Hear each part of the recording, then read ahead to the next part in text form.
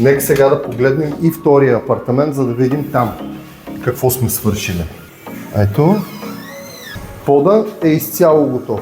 Пода, който е кухнята. Тук ще имаме, както и в другия апартамент, тук са плочки и от тук нататък започва паркета. Тук съм предвидил много як диван. Наистина страхотен диван.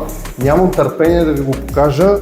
Ето и как изглежда вече банята, почти завършена. Имаме наистина много хубав испански гранитогрес, който е на квадрат, може би. Тук имаме душ зона, която ще е с две стъкла, които се прибират към стената, за да даде простор. Няма да правим душ кабина, но ще стане много красиво.